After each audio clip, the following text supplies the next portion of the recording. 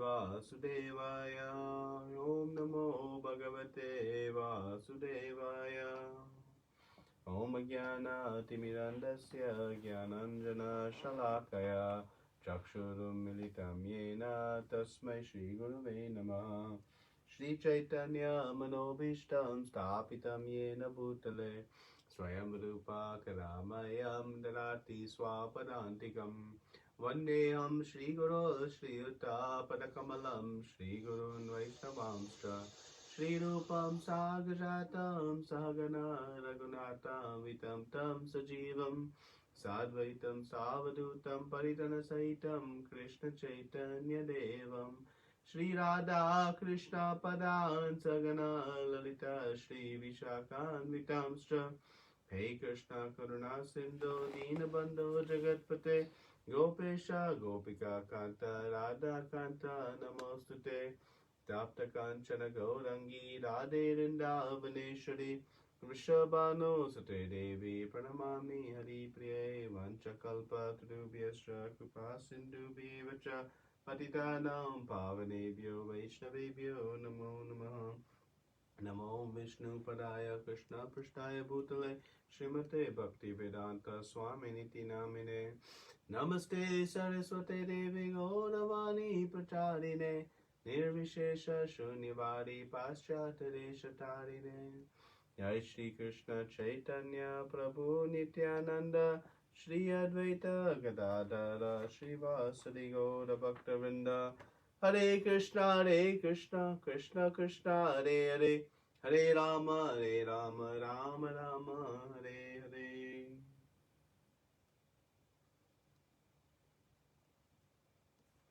Hare Krishna, everyone.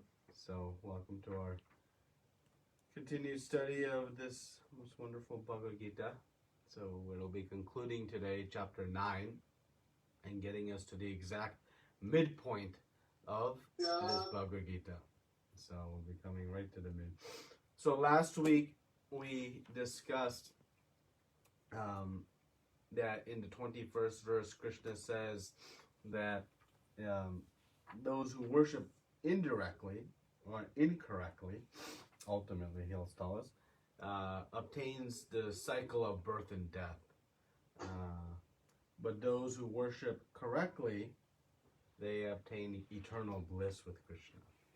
And there are different outcomes. And in the last verse, the 22nd verse of the 9th chapter, we saw Krishna's very special reciprocation with his devotees. How personally he comes and cares for his devotees. And so today we'll talk a little bit about this partiality that he shows to his devotees, and how Krishna takes special favor while still being neutral to all, not disfavoring anybody else. Right? So why the different outcomes based on who one worships? One gets birth and death. Those who are worshiping the demigods or worshiping the concocted personalities. And why the devotee gets eternal bliss. So this we'll be discussing now. So Krishna explains in the 23rd verse, those who are devotees of other gods and worship them with faith actually worship me only. Worship only me, O son of Kunti. But they do so in a wrong way. So Krishna used the word paryupasate in the last verse, which means properly worship. So here now, Krishna is very directly saying this is the wrong way to worship. So it is not a matter of opinion of you or I or somebody else. This is Krishna's opinion, who has established all methods of worship. So he has established this is the wrong way. So why wrong? So Srila Prabhupada in the purport makes a very nice analogy about someone who waters a tree by watering the branches of the tree and not the root. They're doing it incorrectly. It is unintelligent, because without proper knowledge of the principles of how to water the tree, they water the branches. So this is incorrect. But the wise, they know you water the root. So similarly, Prabhupada is explaining the process of rendering service to Krishna is the right way of worship. Because Krishna, as he's already established, is the basis of everything. And so by worshiping Krishna, all is complete and perfect. Just as you water the root of the tree, all the branches are nourished and watered. And we see this, so Srila Prabhupada gives us this example. And he further goes on to explain, this indirect worship, it's still some sort of worship, so what's wrong with the indirect worship? And Prabhupada talks about, when you have a kingdom, the king is the one that makes the laws, not the ministers and the officers. So we have to follow the laws and rules of the king. He is the ultimate authority. So similarly, this whole creation is under the jurisdiction of Krishna. He is the creator and maintainer, ultimately. Right? He has given that as one of his opulences. And so he is the ultimate authority. So we must follow ultimately his instructions. The instructions and ideas from the demigods are sub-instructions from the Supreme Lord. So, and we know when the king is pleased, then the others below him automatically are pleased. Right? And the officers in any kingdom, they do what the king authorizes. So similarly, by pleasing Krishna, one automatically pleases all of the different ministers within Krishna's administration. Those are all the devatas. And then it comes to, well, if you have access to serve directly the king, who would not take such an opportunity?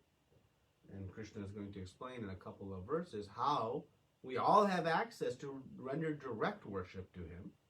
So then who would not take such an opportunity? Only one who doesn't have knowledge or has some ulterior motive. So this is the best result for sure. And Krishna has very clearly explained it as the wrong way of worship. Now he's going to explain why it's the wrong way. So you see, Krishna doesn't leave any gap in the instruction. He gave the pros and cons of both approaches previously. Now he has directly said this is the wrong way.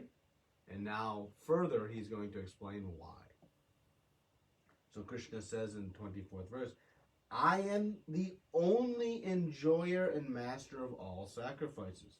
Therefore, those who do not recognize my true transcendental nature fall down.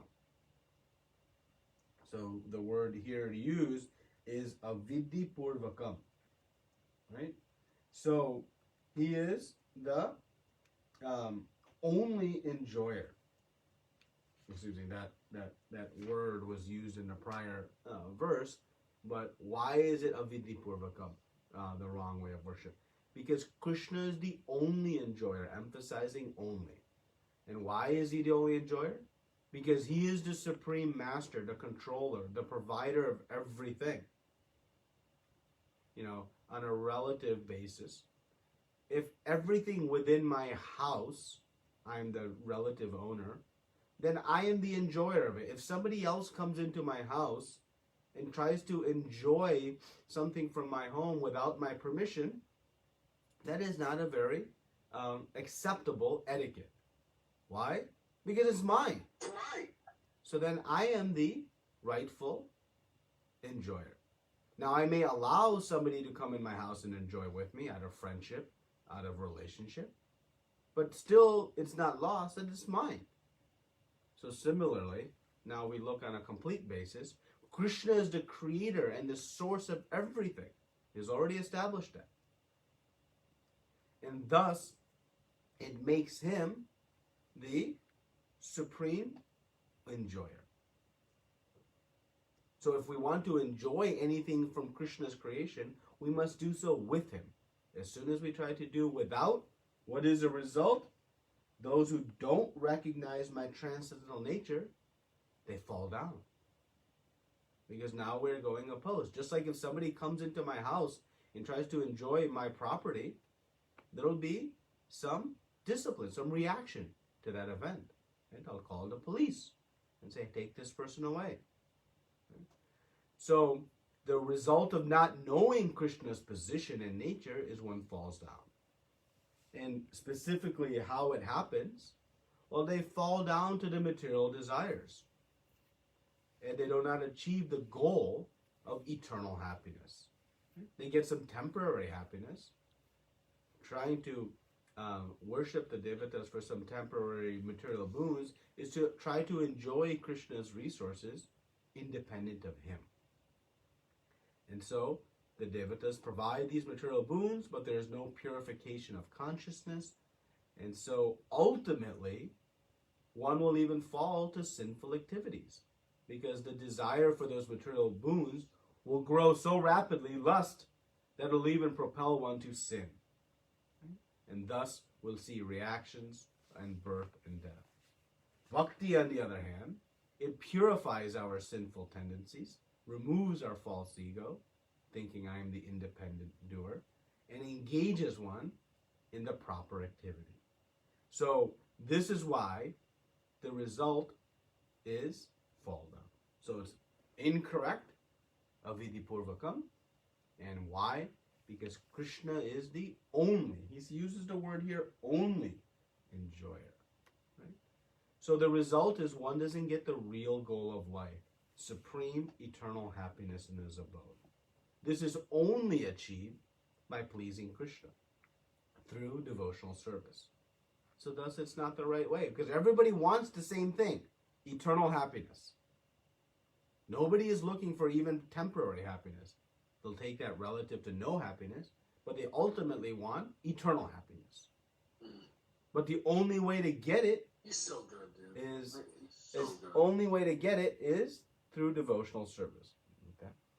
So Krishna does characterize this on the basis of exacting knowledge and science, it to be the wrong way. Again, not a matter of opinion. Sometimes when we hear, I'm the only enjoyer, oh, that's mighty, bold or arrogant of Krishna to say.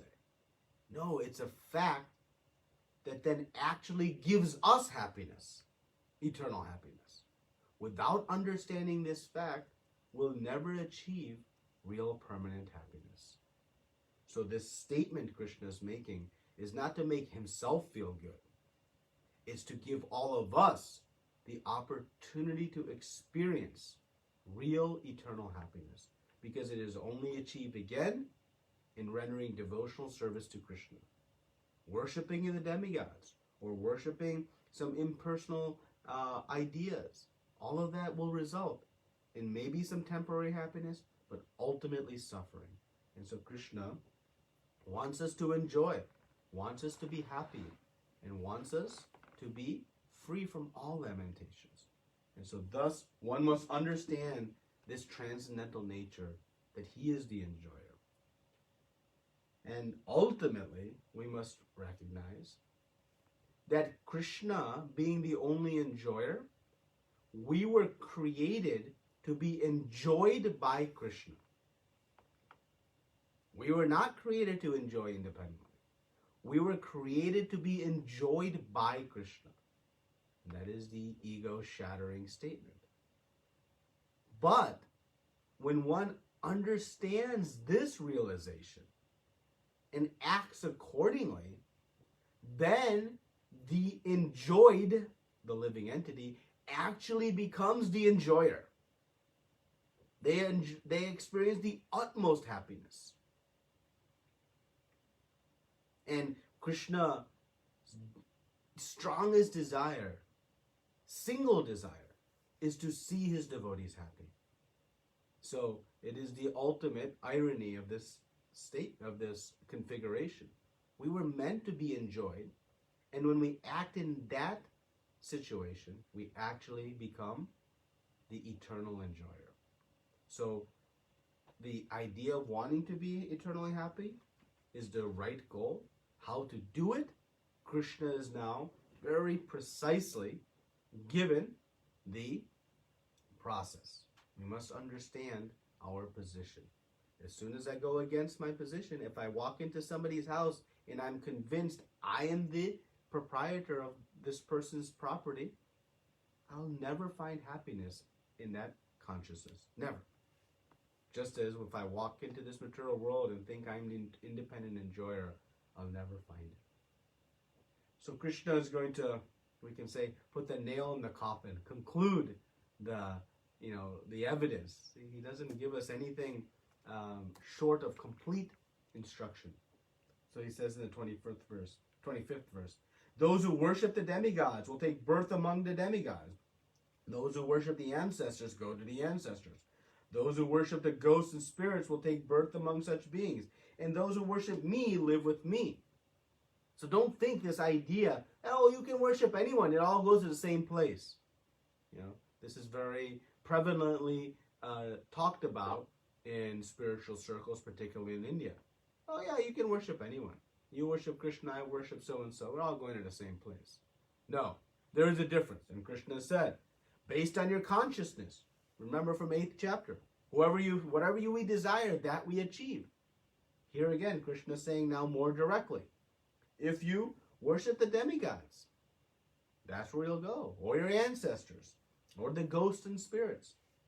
Or if you worship me, you'll live with me. Just like Prabhupada would give the example, if you buy a train ticket, or take a more U.S.-based example. If you buy a plane ticket to Florida, you're not going to end up in Paris. You're going to end up in Florida. So all paths do not lead to one place. And that is very clearly established here in the 25th verse. And so we have a choice. Krishna will not force his instructions upon us. It is up to us to decide. And based on that, we'll be returned with a certain outcome. The choice is ours. Now we're informed.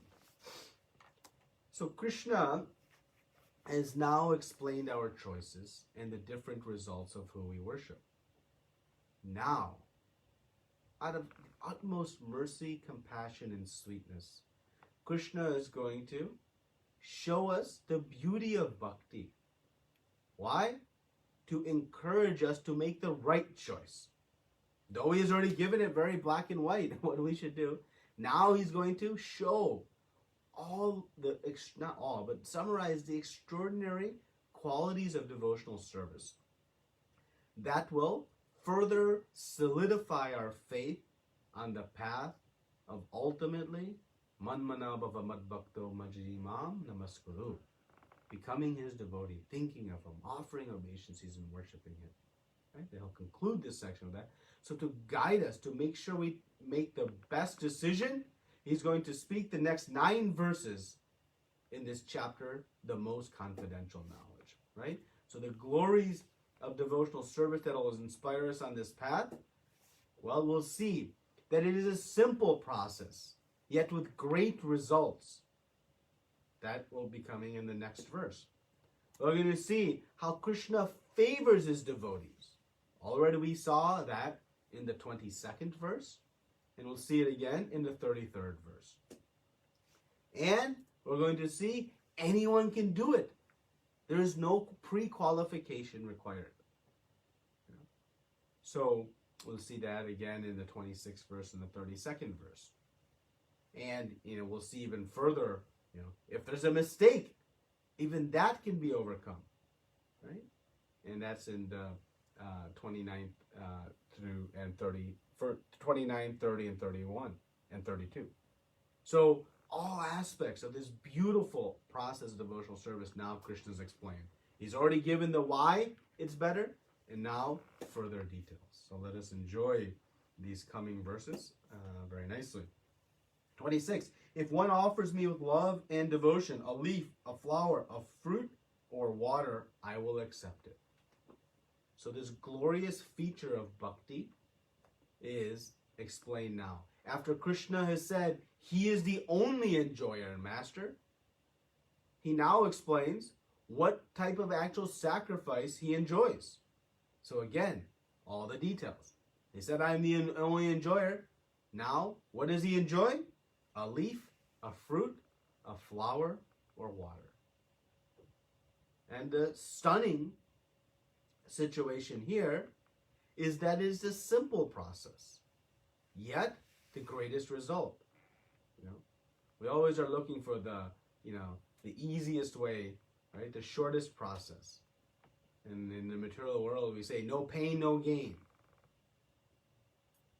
But what is the gain in this outcome? Highest perfection of life, eternal, permanent bliss and happiness. And it's only available by devotional service. And thus Srila Prabhupada opens his purport with, for the intelligent persons. He says, for the intelligent persons, it is essential to be in Krishna consciousness. So he opens his verse with a very nice statement. So what is the process? Well, the process to worship the devatas, you need significant supply, huge amounts of ghee and grains and different facilities. You have to have a venue. A sacrificial arena must be constructed. It must be done at a certain time. The priest must come. And the pronunciation of mantras, every syllable must be pronounced exactingly. If there was one slip up, the whole thing is gone. And everything must be started over. Completely. But here, worshiping Krishna, he simply wants our love. He doesn't require even opulent offerings. Don't need huge wealth. He says, notice the singular in this word. He says, a leaf, a flower. He's not saying even leaves or fruits. Singular. But what is the key ingredient he is looking for? Love. Love with devotion. And thus he mentions it twice in this verse. Right? Yo me bhaktya prayachiti and tadaham bhakti upartham. So love he mentions twice. That is the essential ingredient. He only wants to taste that in our offerings, not the offering itself. He's not interested in our qualification. You know, whether you're a brahmana, scholarly knowledge, great wealth, you can intend to modify, or you're the best maker of samosas. He's not interested in that item. He is interested in the love that went into it. And thus Prabhupada says, without the basic principle of bhakti, nothing can induce the Lord to agree to accept anything from anyone. A very beautiful statement here. I'll read it again. Without the basic principle of bhakti, nothing can induce the Lord to agree to accept anything from anyone. He has everything. And there was one story pastime I wanted to share with my mother. So my mother had the great fortune, great fortune, this is several years ago. His Holiness Jayapataka Maharaj came to their home in Vrindavan to take prasad. There was a meeting nearby, and so they live on our first floor, and so the devotees arranged. And my mother very joyously was cooking for him. And Jayapataka Maharaj was honoring the prasad, and he was enjoying the chapatis. But Maharaj has a very strict diet, so he somewhat in a straight face asked, "What did you put in these chapatis?" And my mother became a little bit nervous. Oh no, did I put something? And I said, atta, salt and some oil. No, what did you put in these chapatis? And she said, I don't know. And he's like, what did you put in these chapatis?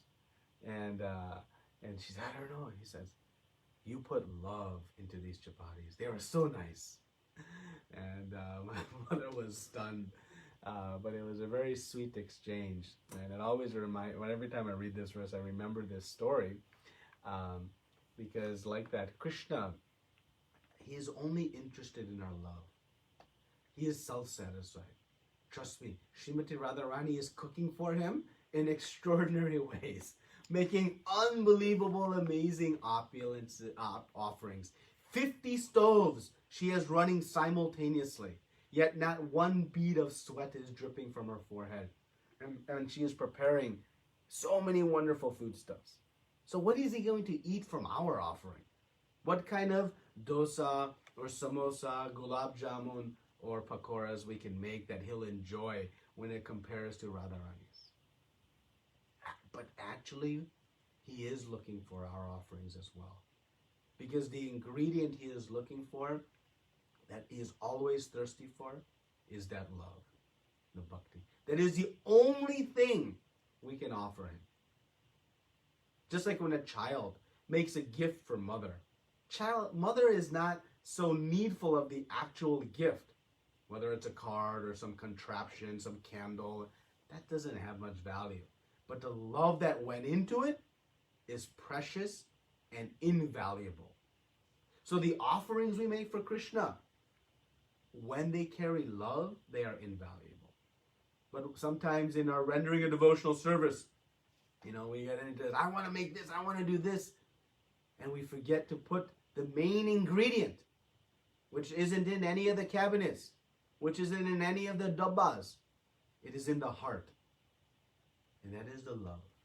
And so Krishna says, give me just a leaf, a fruit, a flower, a water, but with bhakti. So this is the principle. And what's beautiful here is that who is disqualified? Nobody is barred from being able to offer even a glass of water or a leaf of fruit. It is accessible to everyone, even the poorest of the poor or the most unintelligent of the unintelligent. Everyone has access to rendering this pure devotional service. So this simple process and an extraordinary result. A result not had by any other process.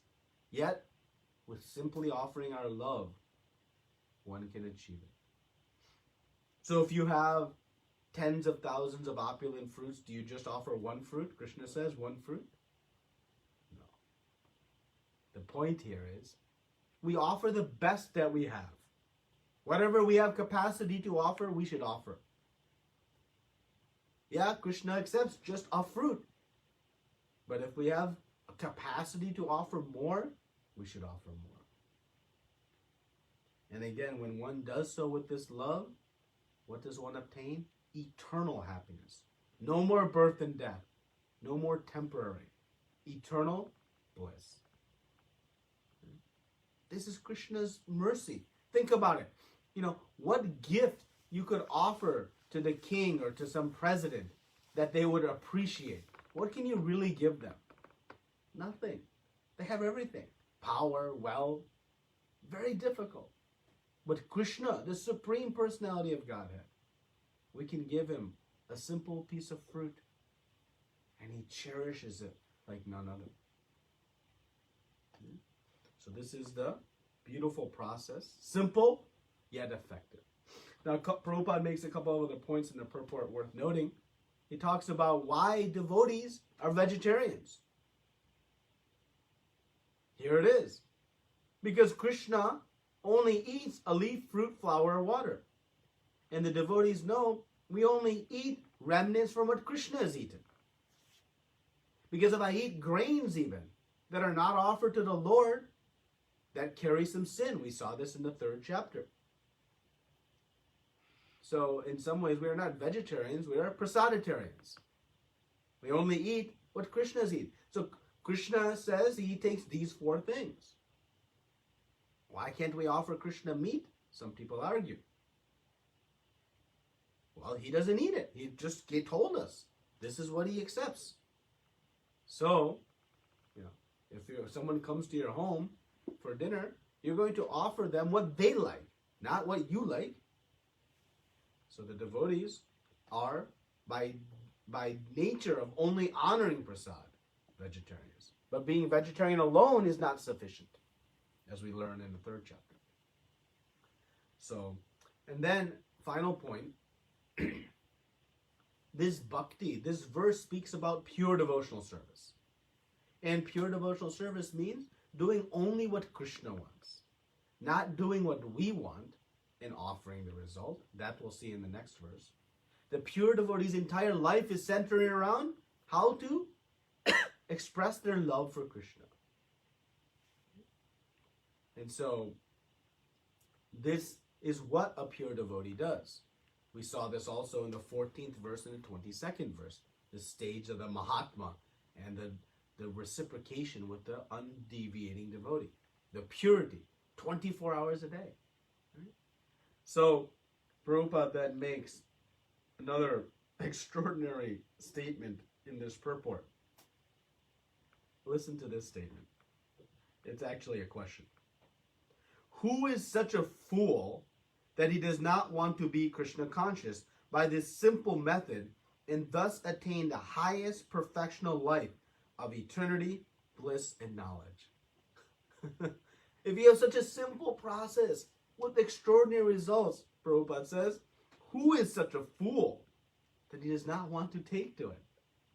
Isn't it the truth? Isn't it the truth? Who would be so foolish now having come to know to not take this? All right? But Krishna says, if you cannot do pure devotional service, still do this. He says, whatever you do, whatever you eat, whatever you offer or give away, whatever austerities you perform, do that, O son of Kunti, as an offering to me. So if you cannot come to the platform, apatram pushpam phalam toyam yome bhakti parayachati, then what do? Just whatever activities you do it as an offering to Krishna. Vishnu Chakravarti Thakur explains, this is Nishkam Karma Yoga. You do what activity you want, but you offer the results to Krishna. This is different from surrendering everything to Krishna in the prior verse. Here one surrenders the fruits. In the prior verse, one surrenders to Guru and Krishna and thus acts accordingly. That is what in the 26th verse. So the distinction between the two. Okay. Now in the 28th verse, what is the result of executing according to the 27th verse? 28. In this way, you will be freed from bondage to work and its auspicious and inauspicious results. With your mind fixed on me in this principle of renunciation, you will be liberated and come to me. So, the result of this is you become free from reactions, free from material bondage. You know, we have to act to maintain the body, but we have to act in a way that is inaction, taking us all the way back to Module 1. Okay? So, work in a way that does not create reactions. How to do so? Renouncing all the fruits. So, free from bondage. But one goes even further. There's a further result. And our acharyas explain that one becomes exceptional amongst the liberated and goes very near to Krishna and be able to render service directly. So not only mukta, free from reactions, but also vimukta, very exceptional and dear and close to Krishna. That is the result. So one works in this way, fixing the mind on Krishna. This is the essential principle of devotional service. Right? So how does Krishna reciprocate? We see now in the next verse. I envy no one, nor am I partial to anyone. I am equal to all. But whoever renders service unto me in devotion is a friend, is in me, and I am also a friend to him. How sweet. Krishna is saying. Is he impartial? Shouldn't he treat all the same? You know, in the prior verses, you know, he's showing partiality, where previously he said he was impartial. Right? He's aloof, neutral. So Krishna is saying now very clearly, he is equal to all. He provides necessary needs for everyone. But to his devotees, he shows special favor. And Prabhupada explains how Krishna is neutral. You know, some are suffering and some are getting great boons. All of that's based on the laws of karma. Krishna is just sanctioning, like a judge. A judge sometimes gives punishment, sometimes gives reward, but he's not partial, he's not biased. He is simply rendering according to the actions. So Krishna is neutral in that he is impartially giving out reactions, good and bad, based on the activities. And Krishna doesn't pick the winners and losers. Based on our activities, selected by our free will, we are the determinant. Prabhupada gives the example about the rains.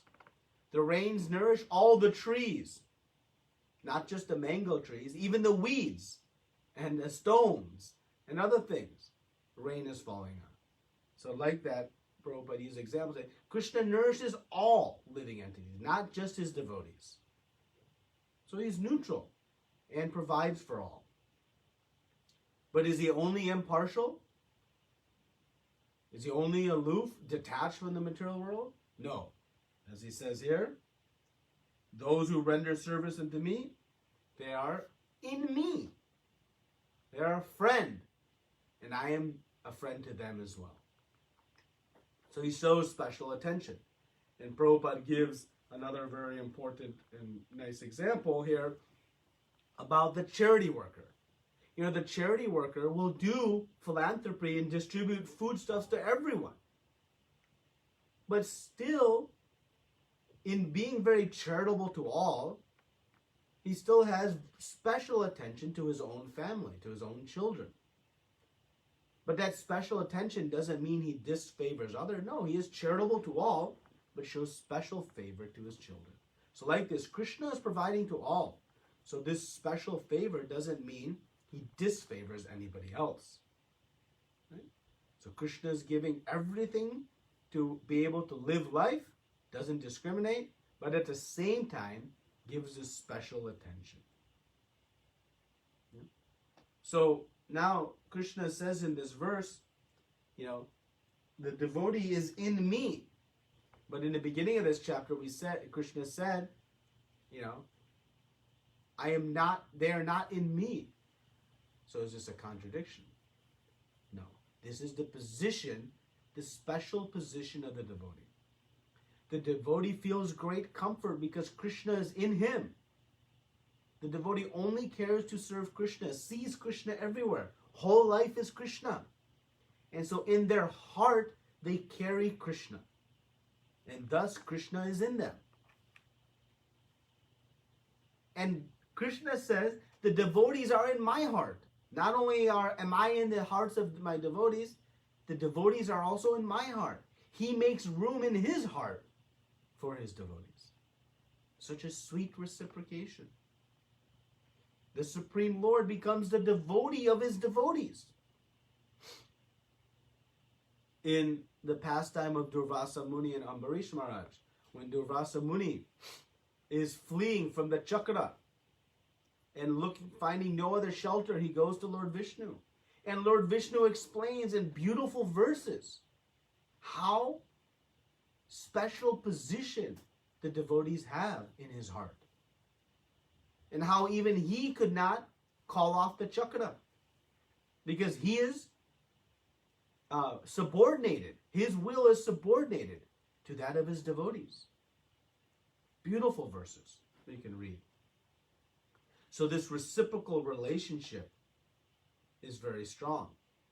And Prabhupada goes on to give this another wonderful analogy of the reciprocal relationship using the example of the gold and the diamond.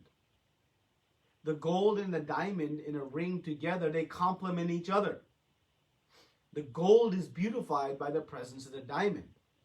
The diamond is displayed very nicely in the framework of the gold.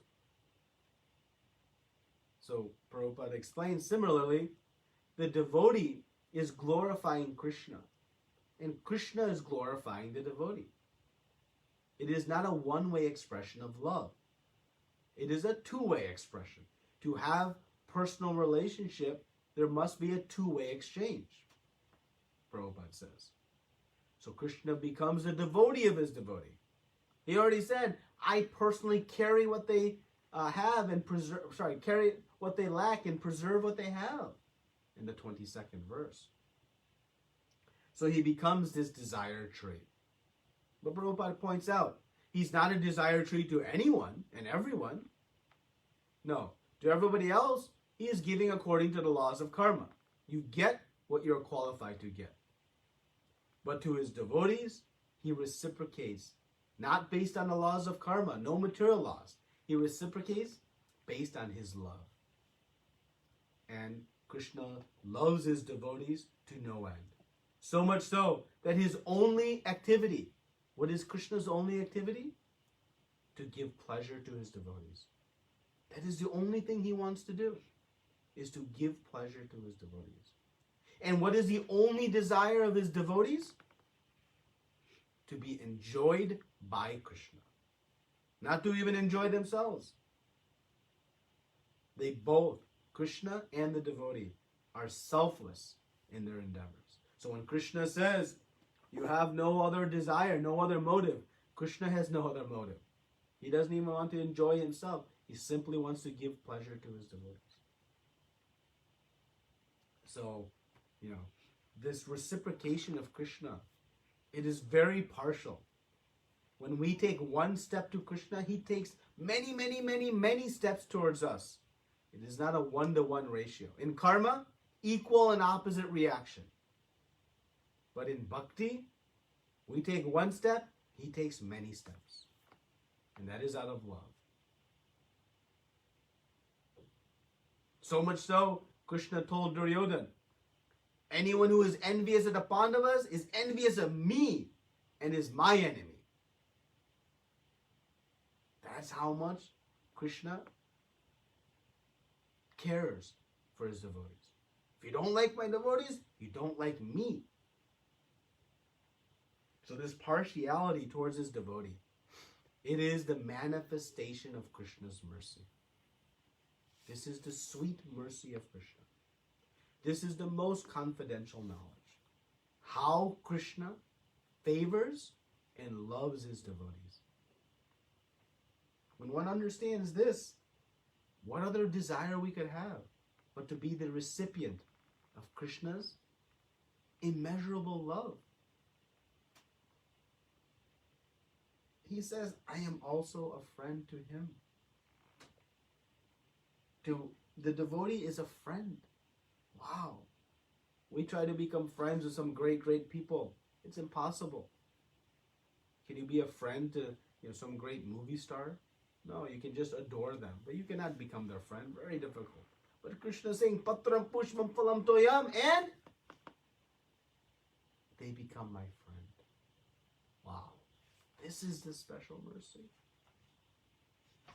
Now Krishna is going to say, even if they make a mistake, they remain my friend.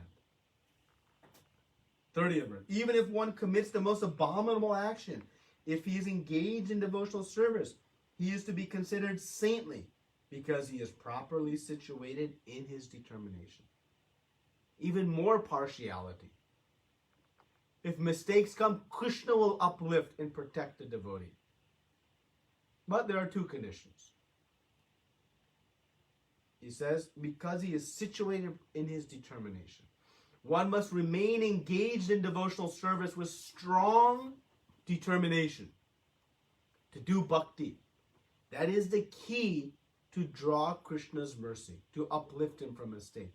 This determination to remain fixed in bhakti. And the mistake must be unintentional. Prabhupada will comment more on this in the next purport.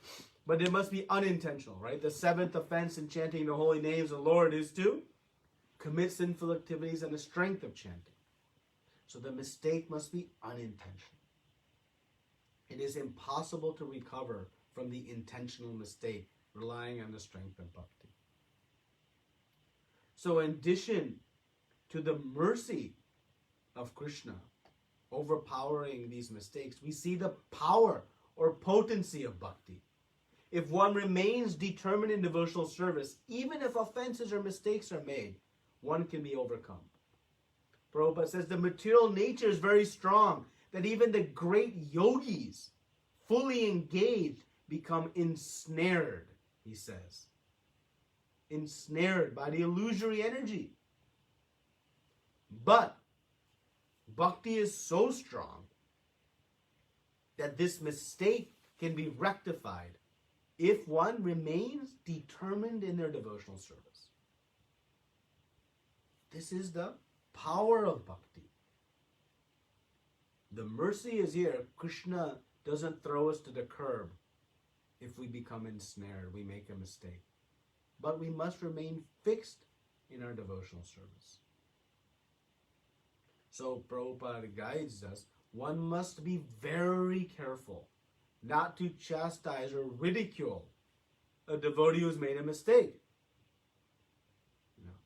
This is the emphatic, direct order of Krishna. It is a warning by Krishna. Sadhu Areva. He says they're saintly.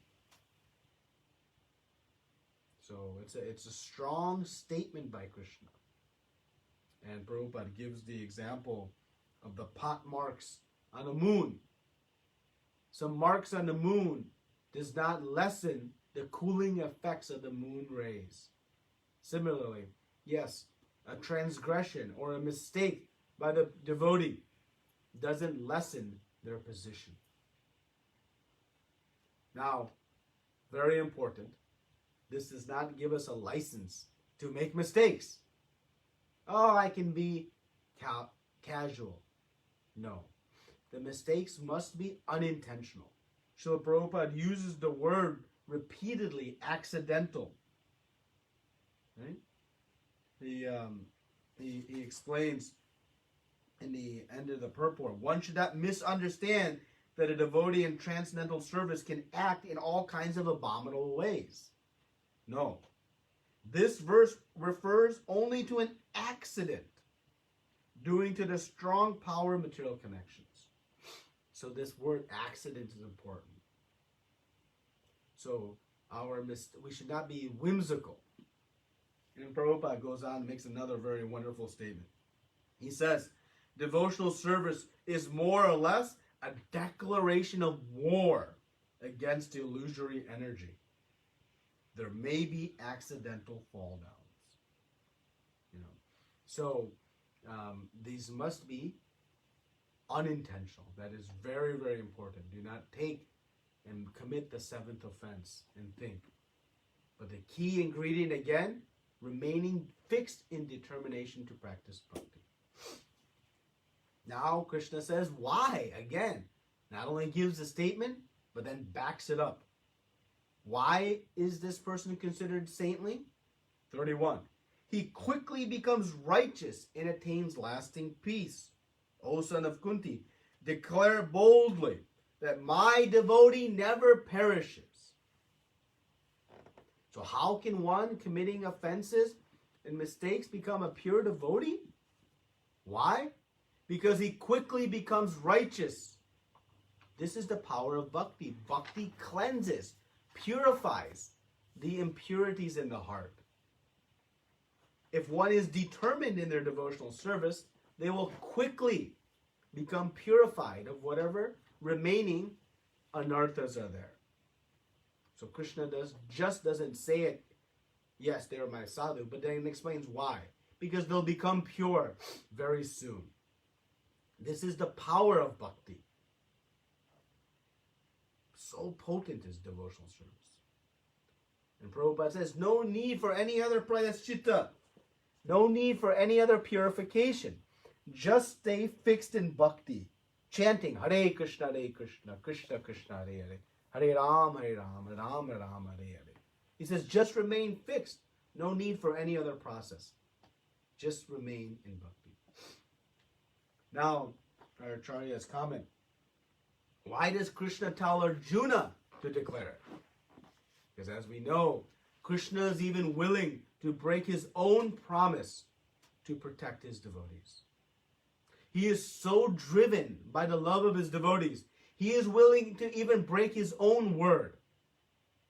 And the beautiful pastime with Bhishma Dev illustrates this. He'll tell a lie if he has to, just to protect the words of his devotees. So why did he tell Arjuna to say it? Because a devotee never speaks a lie.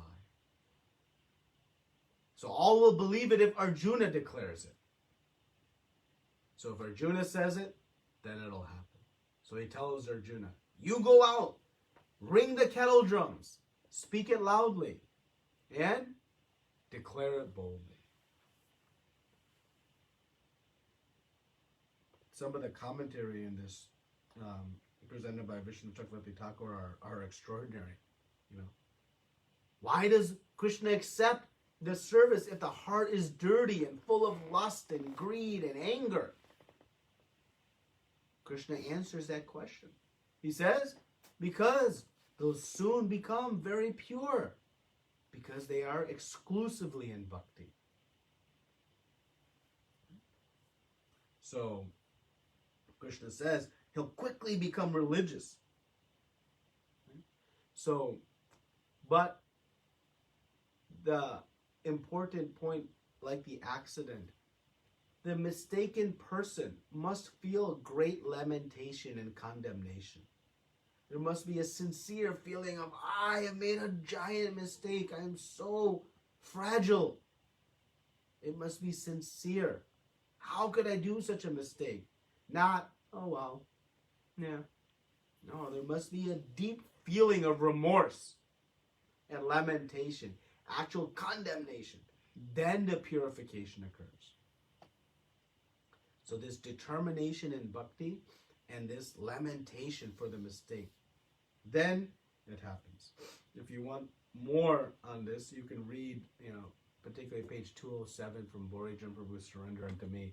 Very sweet exchange, explaining this in great detail. Okay? So here we see Krishna, one more comment, Arjuna may ask, what if someone continues to make a mistake? They're repeatedly making a mistake. And Krishna says, he yells, my devotee never perishes. So this is the strong potency of bhakti. Not a license, but gives us comfort, protection. Yes, we may make an accidental mistake. It must be with great lamentation. And one must remain determined in bhakti. If we do, Krishna says, Na me bhaktya panashati. My devotee never perishes. So Krishna here personally taking care of his devotees.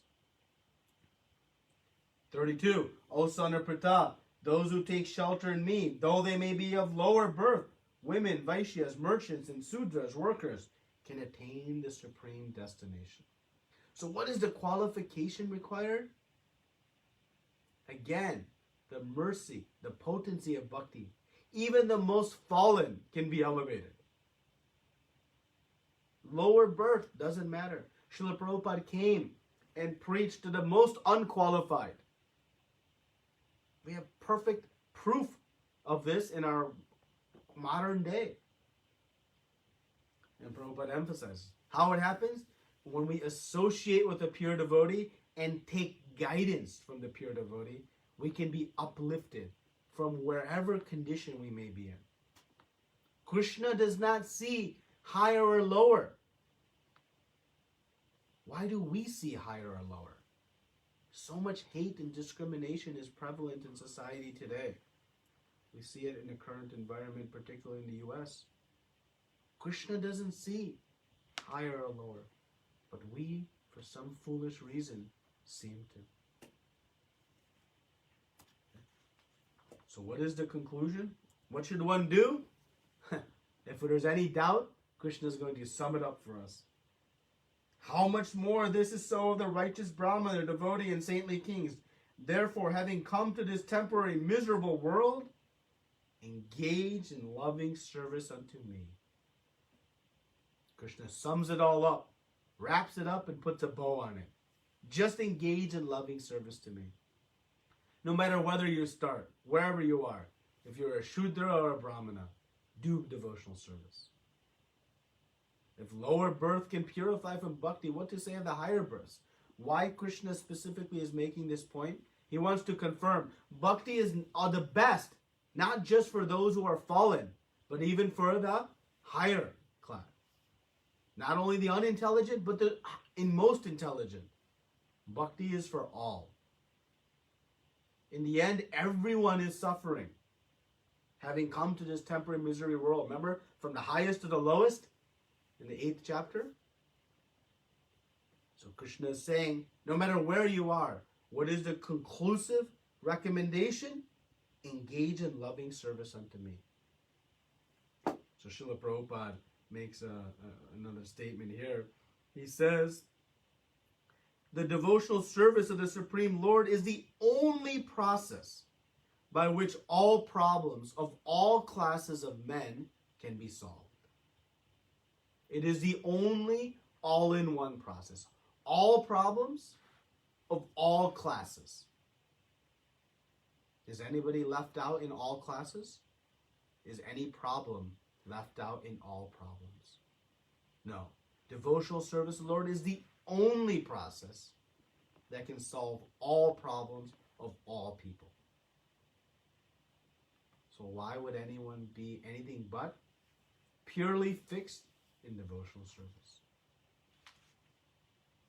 Just real quickly, Prabhupada gives the statement here about this temporary versus illusion. You know, the Mayavadis speak about the material world is illusion, but it's not illusion, it's temporary. You know? And the example is given of an earthen pot. An earthen pot is temporary, because eventually it'll break and go back into earth, but it's not illusion, it's there. So it's not false. The pot is real. Similarly, this material world, it is temporary, but it is not false. It is there. This is a side point Prabhupada makes in the purport. Now, what to do? How to engage in loving service. So in the 33rd verse, he says, engage in loving service. So guess what he's going to tell us in 34? How to do it. Like he always does, gives every answer. So he says, don't make it up. You do these 4 things. What are these 4 things? Engage your mind in always thinking of me. Become my devotee. Offer obeisances to me. And worship me. Being completely absorbed in me, surely you will come to me. Very famous verse. But this is the conclusion of the most confidential knowledge. Become a pure devotee by these 4 activities. Always think of Krishna, the first instruction. Think first, then act. Yeah. Karma yoga was act, then surrender to Krishna. Here, no. Think of Krishna, surrender, then act. So, when we do our service, we should be always thinking of Krishna. Chanting, not thinking of our to-do list and this and that and all the other. Thinking of Krishna. Prabhupada says, the king's servant is always thinking of his family as he is rendering service to the king. Don't do that type of service. When you're serving Krishna, only think of Krishna. That will yield the greatest result. Become a devotee. Don't just think of Krishna. Kamsa was thinking of Krishna all the time. But it was not anukulyena, favorable. So become favorable to Krishna. Worship. Engage in the worship of the deity. Krishna has taken this form, this Archa Vigraha, for our benefit. And be humble. Offer obeisances. Understand our position. And then one achieves eternal bliss and happiness. So bhakti is just surrendering first, then work. Unlike karma yoga, where is work first, then surrender. So this verse is the exact middle of the Bhagavad Gita, and it is considered the most confidential and essential verse. We'll see this verse again in the 18th chapter, virtually the exact same verse. And so what is the essence of the essence of the essence of the most confidential knowledge? It is become a pure devotee of Lord Krishna. This is the only means to be delivered from the clutches of Maya and achieve the perfect result of eternal bliss and happiness. This is the complete purpose of the material world, is to bring us to this conclusion, to become the exclusive servant of Krishna, to think of him, become his devotee, worship and offer obeisances. So the potency of devotional service, just offering a glass of water can lead to this highest result. Mistakes can be overcome. Anyone can take to the process. And it brings about the partiality of Krishna. So powerful. So, just in conclusion, we've seen 4 verses in this chapter talk about pure devotional service. In the 14th verse, we heard about the Mahatma and how they are always engaged in chanting, determined, humble, perpetually worshiping. Right? So we saw that. In the 22nd verse, we saw to the devotee who's unflinching, undeviated. He is providing and protecting in so many ways. We saw the activity of the pure devotee offering the fruit, the flower, the leaf, the water in the 26th verse. And here in the 34th verse, the 4 activities that Krishna is telling that that's what the devotee does in engaging in loving service. So this is chapter 9, very, very wonderful chapter. So, thank you very much. Srila Prabhupada ki jai, Ananta Koti Vaishnavinda ki jai. Any questions or discussion today? Hare Krishna, Prabhuji. Hare Krishna, Prabhuji. Thank you, Prabhuji. I think so. Now we clearly know what is the most confidential knowledge. I mean, I've always had that question in my mind, but I think so today it has crystallized. And yes. Thank you, Prabhuji. Thank you. Excellent. Hare. So, Prabhuji, if anybody asks us what is the most confidential knowledge, so it is this verse, right, Prabhuji? It's man mana bhavamantattva. To become a pure devotee of the Lord and attain the special favor of Krishna. Hare. Beautiful, Prabhuji. Hare. Hare Krishna. Hare Krishna, Prabhu. Hare Krishna, Prabhuji. Prabhuji, I am just a little bit confused on why is it confidential knowledge? Because this we have read in a couple of other chapters also, right, Prabhu? Become my devotee. I think even in second chapter somewhere, second chapter somewhere we have already know this was the case. But why is it in ninth chapter again it's becoming a confidential knowledge? Because here we see the result of the pure devotion is the special favor from Krishna. How Krishna especially takes care of his devotees. So that reciprocation was not revealed earlier. So this is truly the gem of this, because that faith in that is what inspires one to pure devotional service. If you have full faith in this special mercy that Krishna has for his devotees, a special love he has for his devotees, then one will very confidently and enthusiastically take to pure devotional service. So that is the new additional information that is presented here in this last section of chapter 9. And that's what enhances it, makes it most. So, okay, so the additional information here is it purifies your heart and I'll be your friend. Is that what it is? Or? It's the special favor. All of that is part of the favor. Yes, Krishna will protect you even if a mistake is made. Krishna carries what you lack and preserves what you have. That is special favor. Krishna says no matter where you are, you can be the lowest of lowest. By the power of bhakti, he has put so much potency in bhakti, you can be uplifted. The mercy that it only takes a leaf, a fruit, a flower, a water, a simple process. All of this combines to show the potency and mercy of Krishna.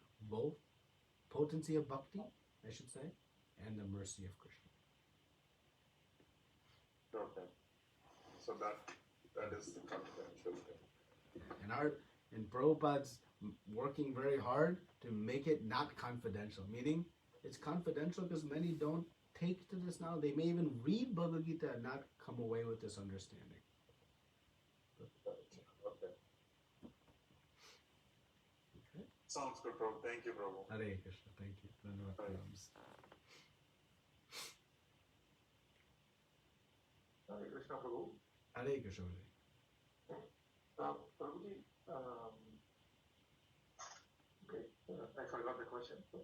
So Prabhu, like, is Krishna's full desire is for one to do bhakti unto him, or one has to lead their life by following the dharmic principle? No, he has said it very clearly here, right?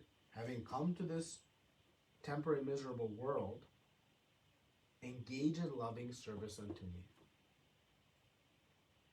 He's made it very clear. Now, why Krishna wants that? That is important. Because Krishna wants all of his children to be happy, to be in peace. That's why. Krishna is self-satisfied. He has everything. But he wants to see all of his children, all his parts and parcels, happy. So, it is not a selfish statement when he says, engage in loving service to me. It seems selfish. When the boss says, serve me, that is a selfish statement.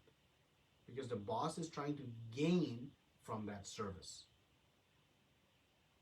But here, Krishna is trying to give. Big difference.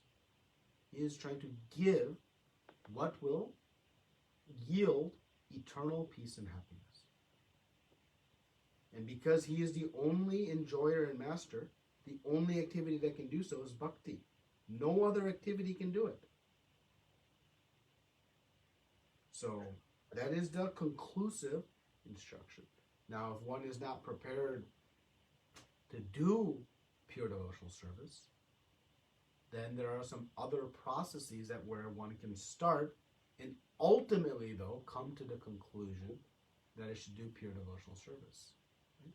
So my dharmic principles, or my varnashram dharma, Krishna says, in and of itself, will not create devotional service. It creates the environment from which bhakti can prosper. But in and of itself, it is not complete. So our dharmic principles in Varnashram Dharma, they create a good environment. Just like the farmer, when the farmer cultivates the field, the cultivation of the field doesn't create crop. You still have to plant the seeds and water the fields.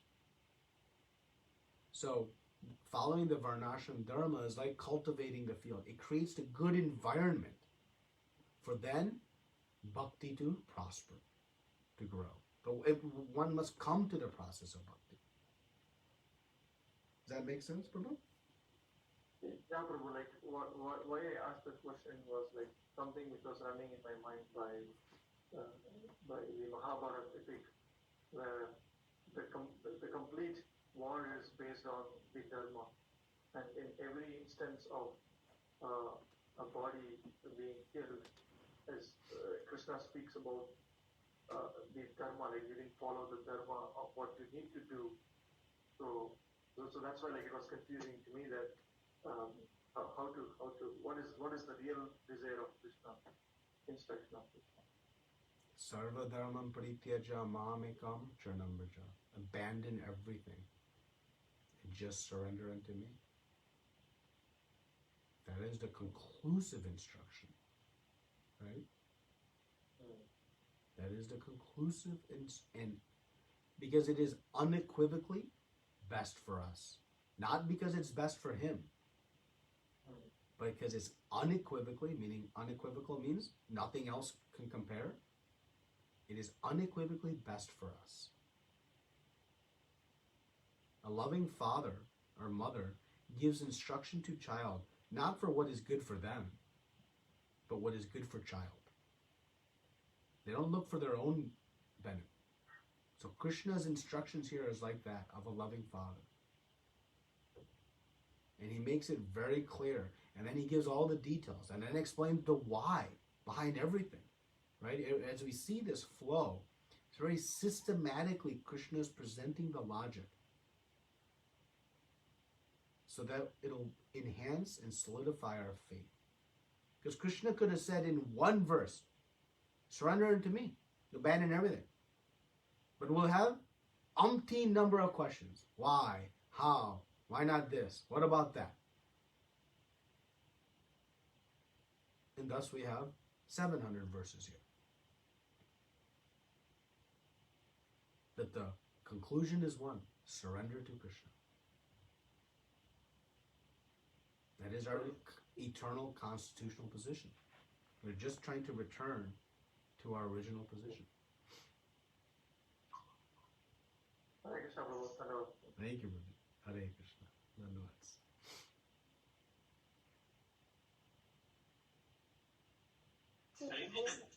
Yeah.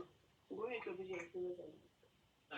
Prabhuji, I just had one question. In last week's Bhakti Vriksha at Somerset, you mentioned the meaning of the word aparadha. Can you please tell it one more time, Prabhuji? I just want to make a note. Yeah. Apa means against. Radha is Radharani.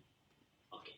So offenses, aparad, is going against the desire or will of Srimati Radharani.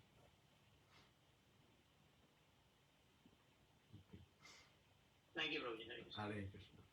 Palika Mataji, you have a question?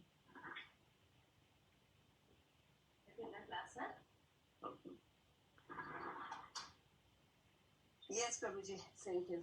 The battery was still going dead.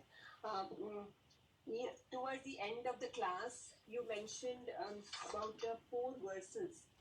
I didn't get that. I mean, I know you mentioned about them 9:22, 10:26, and then 9:34. And I missed out the first one, and I really didn't understand what was the categorization of the 4 verses. What are we talking about? Those 4? Like, Yeah. So these are 4 verses that speak about pure devotional service in this section.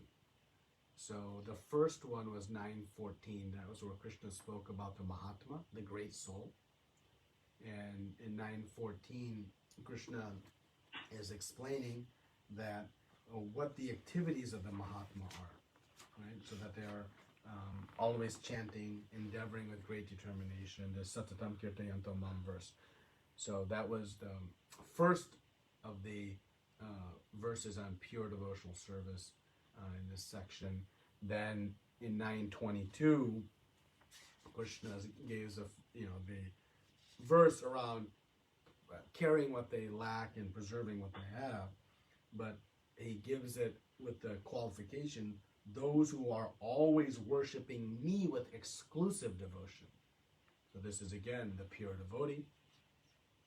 Then 9:26, one who's offering what Krishna wants, not doing what they want, but doing what Krishna wants. That is pure devotional service. And then 9:34, Krishna explained, coming off of 9:33, what is the activities of one engaging in loving service, these 4 activities. So those are the 4 verses we just summarized that discuss pure devotional service within this section. Sure, Prabhuji. Thank you. Hare Krishna. And also, like when we talk about the glories of the bhakti,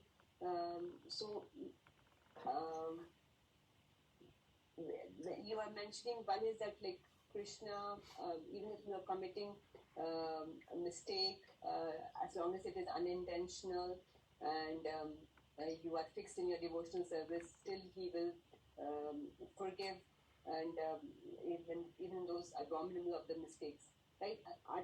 Will that be under the glories of bhakti or? Yeah, glories, because it speaks to how powerful bhakti is in how wonderful Krishna's mercy is. Right? Krishna can say, one and done. You make a mistake, you're out. But he doesn't do it. So it's the mercy, but also the power of bhakti. Because bhakti can purify one from even the most abominable of mistakes. So that is one of them. And what are the others? Like, I'm just like trying to understand because so much we've talked about today. So one is that, and then probably the second one would be the special mercy, that favor, that kind of thing that he's giving. He mentioned that one who is in devotional service, I'm your friend. Otherwise, he's like equal and neutral of laws of karma to others. And special favor to devotees. Will that be a second one? Yes, specifically the partiality of Krishna towards his devotees. So bhakti is so powerful that it attracts the special attention from Krishna, right? Like, how can we draw the attention to some great person? It's very difficult, right? If you want to draw the attention of some movie star to you, it's virtually impossible. But bhakti is so powerful that the Supreme Personality of Godhead's attention becomes drawn to the devotee. And he shows special favor. So that is the second of the potencies that we talked about. They're not necessarily in any order, but that special attention, it takes a strong activity, and that's the potency of bhakti. So bhakti is powerful because it can overcome mistakes. It attracts the partiality. The third one is it's a simple process. Just offering a leaf, fruit, flower is so powerful that it can give the highest result, which is perfection of life. So bhakti is so powerful that a relatively simple effort can yield a great result. And then finally, anyone can do it. Anyone can take the process. It's so powerful that no matter how fallen one may be, one can be uplifted by bhakti to the highest platform. So these are the glories or potency of devotional service. So comforting to know all this. It's very comforting. Yeah. But the catch of all that, everything which Krishna is mentioning, the catch is pure devotional service. Correct, Prabhuji? Yeah, and it's but as you said, because it's comforting, the reason Krishna is speaking this is to give us faith to be pure. Meaning, if I know all this, then why I would do anything else? Right? Like, what other activity could give me this? Nothing. So to bring us to pure devotional service, Krishna is giving all this information. Right? Because we'll always wonder, well, is there something else? Don't I have to do this? Don't I have to do that? When we get tempted by material pleasures, and we remind him, hey, this is just going to bring misery. But serving Krishna is, as you said, is comforting, it's warming, it's confidence building. So he is speaking this way to build us up to become enthusiastic in pure devotional service. And ultimately we do so in association of pure devotees, by reading Srila Prabhupada's books, by associating in service and whatnot. But yeah, it's very comforting. Very sweet, actually. These last 12, 13 verses of this chapter are so sweet. And then Krishna is going to continue in the next chapter. He's going to speak about all of his opulences to further solidify our confidence and faith in pure devotional service. Chapter 9 and 10 is like the essence of the Bhagavad Gita.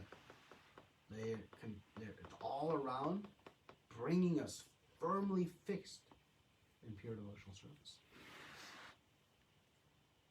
Yes, Prabhuji, I'm just like really enjoying how Krishna time and again is telling us so nicely, time and again encouraging us to do it. And if after all this we don't take the cure, we're really for the situation. Yeah, thank you, Prabhuji. Right. Please bless all of us, all the assembled devotees here, that we all take to pure devotional service. Or whoever, I mean, at least I'm not doing pure devotional service, so please. That is, Thank you.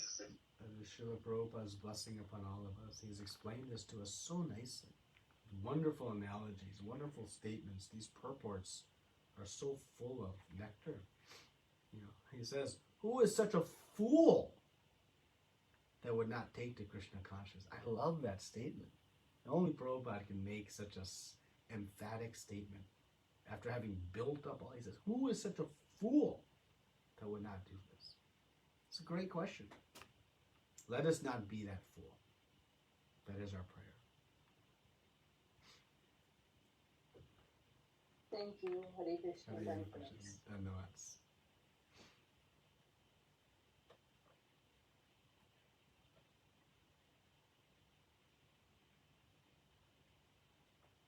Anything else?